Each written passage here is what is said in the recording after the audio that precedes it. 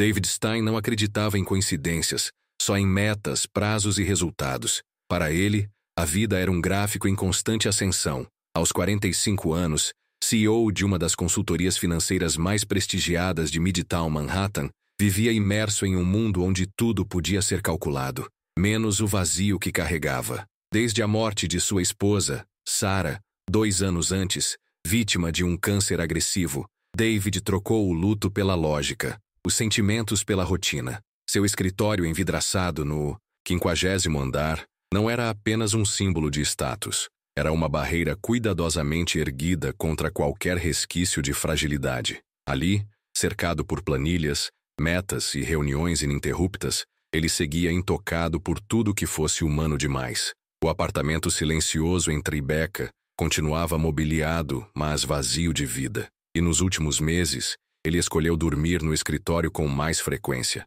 Não por necessidade, mas por fuga. No alto daquele prédio, com Nova York a seus pés, David se sentia seguro, intocável. Até que, numa madrugada qualquer, uma luz acesa no corredor e o som abafado de uma respiração mudariam tudo. Antes de continuar, já se inscreva no canal, deixe seu like e nos conte nos comentários de onde você está acompanhando. Naquela noite de quinta-feira, o cansaço finalmente venceu a cafeína. Após uma teleconferência tensa com investidores de Tóquio, que se estendeu pela madrugada, David decidiu se render ao sofá de couro italiano em sua sala. Por volta das 2 da manhã, contudo, a necessidade de um energético o fez levantar. Ele caminhou pelos corredores desertos, onde o único som era o zumbido baixo dos servidores e o eco de seus sapatos caros no mármore polido. Foi então que uma luz fraca vinda da área da recepção chamou sua atenção. Era a pequena sala de espera, um espaço que deveria estar mergulhado na escuridão. A curiosidade, um sentimento que ele raramente se permitia, o guiou até a porta entreaberta. O que viu lá dentro o paralisou, suspendendo por um instante a lógica fria que governava sua existência. No sofá de design, uma mulher dormia. Era a faxineira noturna, uma figura que ele via de relance pelos corredores, mas cujo rosto ele nunca realmente registrou. Ela estava encolhida, numa posição quase fetal, e em seus braços, dormindo com a mesma exaustão, havia um bebê. O menino, que não devia ter mais de 1 ano, estava envolto em uma jaqueta jeans que servia de manta improvisada, um tecido grosso e gasto para protegê-lo do ar-condicionado implacável do prédio. Uma chupeta, claramente um item precioso, estava presa à gola de sua pequena roupa com um cadarço de tênis, uma solução engenhosa nascida da necessidade. Ao lado do sofá, uma mochila infantil desbotada, uma mamadeira com um resto de leite e uma fralda usada, cuidadosamente embrulhada em um saquinho plástico de supermercado, completavam a cena de uma vida inteira de luta contida naquele pequeno espaço. O primeiro impulso de David foi a irritação, uma violação clara das regras da empresa, uma questão de segurança. Ele abriu a boca para repreendê-la, para chamar o segurança, para exercer a autoridade que era sua segunda pele. Mas então, algo o deteve. Ele notou a mão da mulher, mesmo dormindo, segurando firmemente um celular. Na tela, a interface do WhatsApp mostrava uma mensagem de áudio, gravada mas não enviada, a barra de progresso parada no meio do caminho. Para quem seria aquela mensagem desesperada, interrompida pelo sono? O que ela estaria tentando dizer? Naquele momento, a figura não era uma funcionária quebrando regras, era uma mãe no limite de suas forças. David recuou, silenciosamente como havia chegado, e voltou para sua sala. O energético foi esquecido. Ele passou o resto da noite em claro, a imagem daquela cena gravada em sua mente, desmantelando a ordem precisa de seu mundo. Na manhã seguinte, a imagem de Mariana Torres, ele descobriria seu nome logo em seguida, sobrepôs-se a todos os gráficos e projeções. A primeira ligação de David não foi para um cliente, mas para o Departamento de Recursos Humanos. Quero o arquivo da funcionária da limpeza noturna, a que trabalhou ontem, disse ele, sua voz mais ríspida do que pretendia, uma tentativa de mascarar o turbilhão de sentimentos que o invadia. Ele não pediu. Ele ordenou. A gerente de RH, surpresa com o pedido incomum, enviou o arquivo digital em menos de 5 minutos. imaginando qual infração a mulher poderia ter cometido para atrair a atenção do próprio CEO. O arquivo era sucinto, mas contava uma história devastadora. Mariana Torres, 29 anos, imigrante de Porto Rico, residente no Bronx, mãe solo. O pai da criança, seu namorado, havia sido deportado no ano anterior. Uma nota fria e burocrática no final do formulário de emergência. Não havia outros contatos listados. O salário dela mal cobriria o aluguel de um apartamento modesto, muito menos os custos exorbitantes de uma creche noturna em Nova York. Mariana estava sozinha, uma ilha de responsabilidade em uma cidade que não perdoa quem para de nadar. David sentiu um nó no estômago.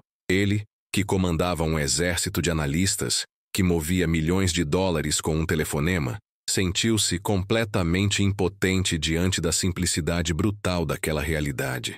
Ainda não satisfeito, David fez algo que não fazia há anos. Desceu até a sala de segurança. Sob o olhar confuso do chefe da equipe, ele pediu para ver as gravações das últimas semanas, focadas na área da recepção e nos corredores de serviço. O que ele viu nas telas transformou seu desconforto em uma dor aguda e silenciosa. Noite após noite, as imagens mostravam a rotina secreta de Mariana. Ele a viu chegando com o bebê escondido em um carrinho coberto por um cobertor, entrando pelo acesso de serviço para evitar os seguranças do lobby principal. Ele a viu improvisando um berço com caixas de papelão atrás do balcão da recepção, forrando-o com seu próprio casaco. Viu-a trocando fraldas no chão gelado do banheiro, feminino, sempre olhando para a porta com medo de ser descoberta. Em uma das gravações, o pequeno Lucas começou a chorar, um som que as câmeras não captavam, mas cujo desespero era visível no rosto de Mariana.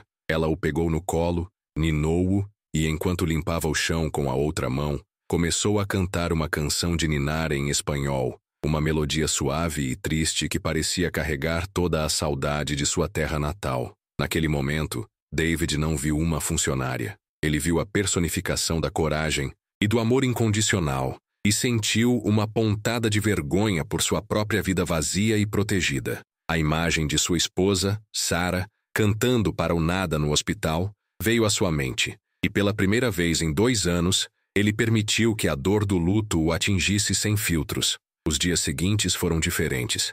David começou a notar Mariana, não como uma sombra anônima, mas como uma pessoa. Ele via o cansaço em seus olhos, a maneira como seus ombros caíam ligeiramente no final do turno, mas também a dignidade em sua postura, a forma meticulosa como ela limpava cada superfície, como se aquele trabalho fosse o único pilar que a mantinha de pé. Ele queria falar com ela, mas as palavras lhe escapavam. O que ele, David Stein, o titã de Wall Street, poderia dizer a uma mulher que travava batalhas diárias que ele mal conseguia imaginar? Cada bom dia que ele ensaiava mentalmente soava falso e paternalista. Finalmente, na sexta-feira, ele tomou uma decisão. Pediu à sua assistente que chamasse Mariana à sua sala no final do expediente dela, antes que o turno do dia começasse. Mariana entrou no escritório de Davi como quem entra em uma jaula de leão. Seus olhos estavam baixos, suas mãos torcendo o tecido do uniforme. Ela estava visivelmente apavorada,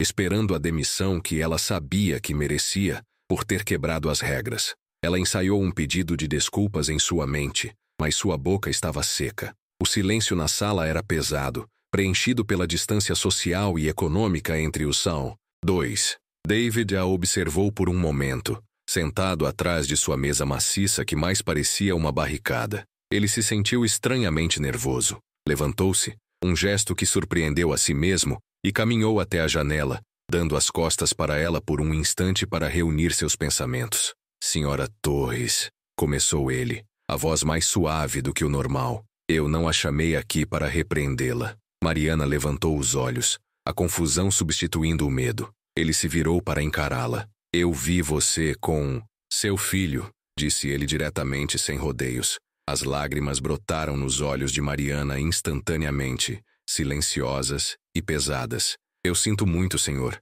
Eu não tenho com quem deixá-lo. Por favor, não me demita. Eu faço qualquer coisa. Não é por isso que você está aqui, continuou David, sentindo o peso de cada palavra. Ele se aproximou um pouco. Minha única pergunta é: seu filho tem um pediatra? Ele está com as vacinas em dia? A pergunta a desarmou completamente. Não era uma pergunta de um chefe, era uma pergunta de um ser humano. Ela balançou a cabeça negativamente, incapaz de falar. Aquele simples detalhe, a saúde de seu filho, era um luxo que ela não podia priorizar.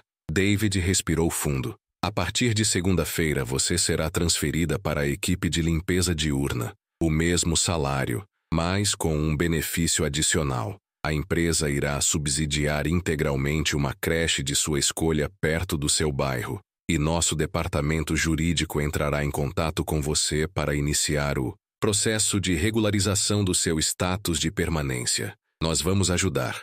Mariana ficou em silêncio por um longo momento, processando a informação. Era um bote salva-vidas em um oceano de desespero. As lágrimas agora corriam livremente por seu rosto, mas não eram mais de medo, e sim de um alívio tão profundo que doía. Por quê? Ela sussurrou, a única palavra que conseguiu formular. David olhou para a foto de sua esposa em sua mesa. Porque ninguém deveria ter que escolher entre ser mãe e ter um emprego. E porque eu passei tempo demais olhando apenas para as planilhas. Pela primeira vez, Mariana viu o homem por trás do CEO, e ele viu a força por trás da faxineira. Os meses seguintes foram uma transformação silenciosa para ambos.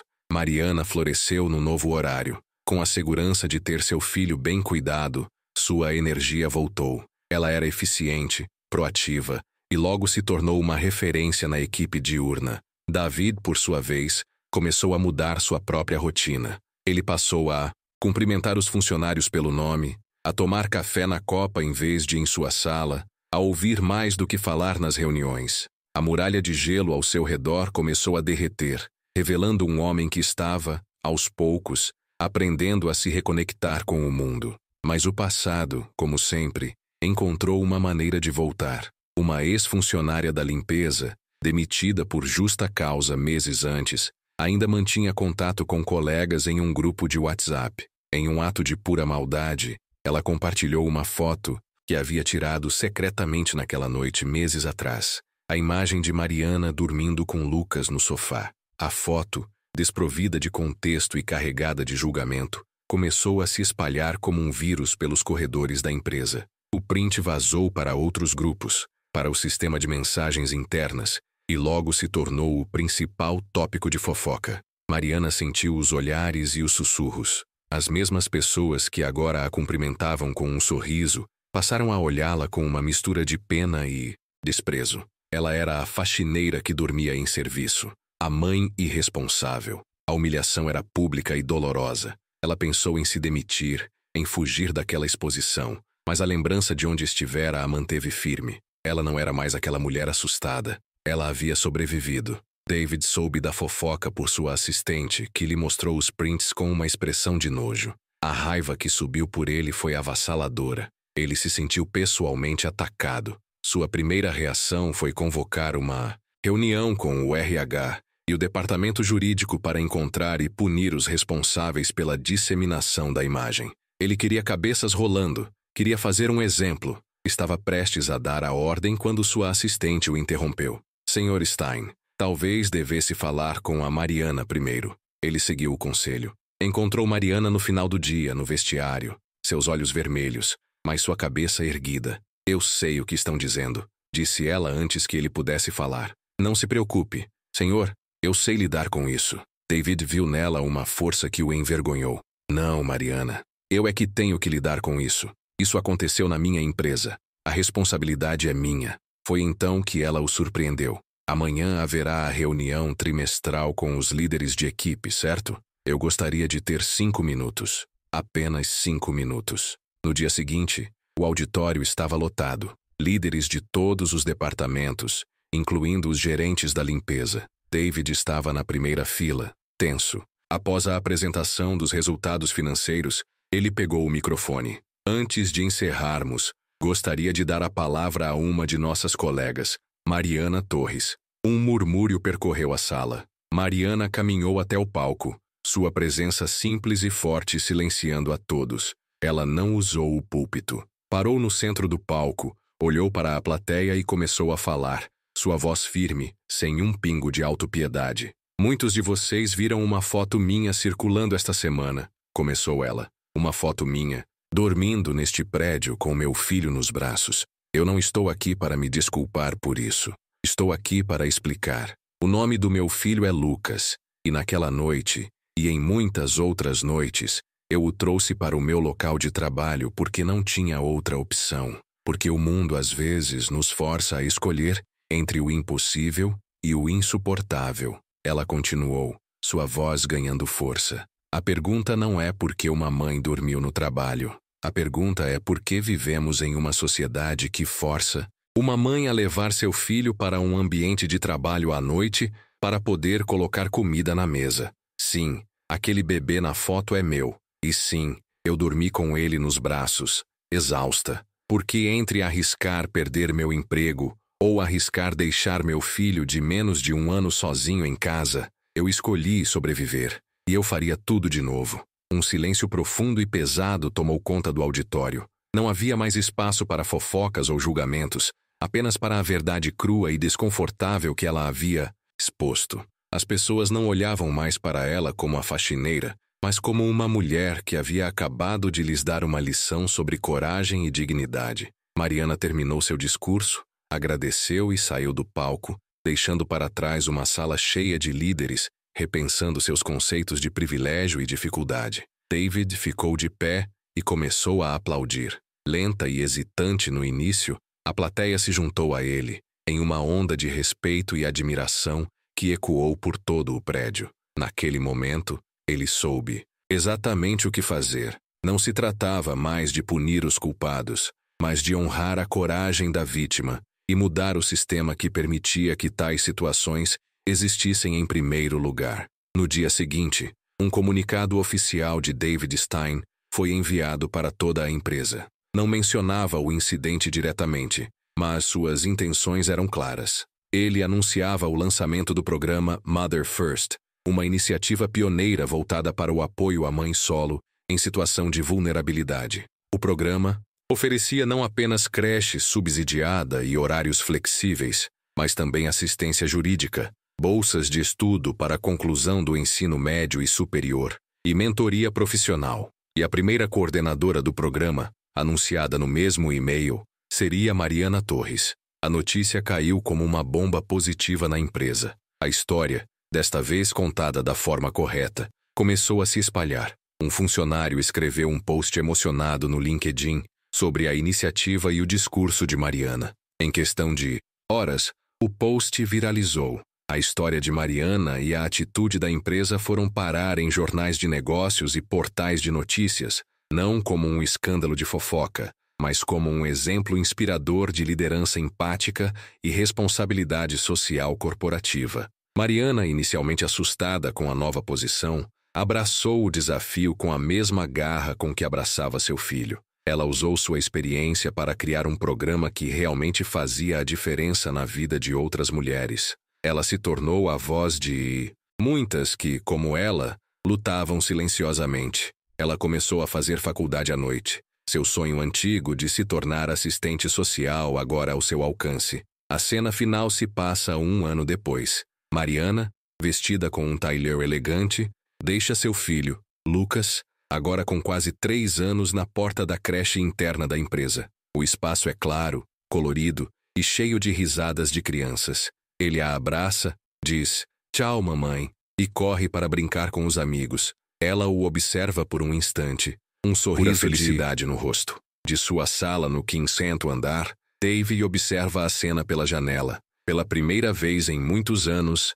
ele sorri. Um sorriso genuíno, que não vinha da assinatura de um contrato milionário, mas da contemplação de algo que nenhuma planilha poderia jamais medir. O poder transformador da empatia em ação. Ele finalmente estava em paz com o fantasma de sua esposa. Ele estava, finalmente, voltando a viver.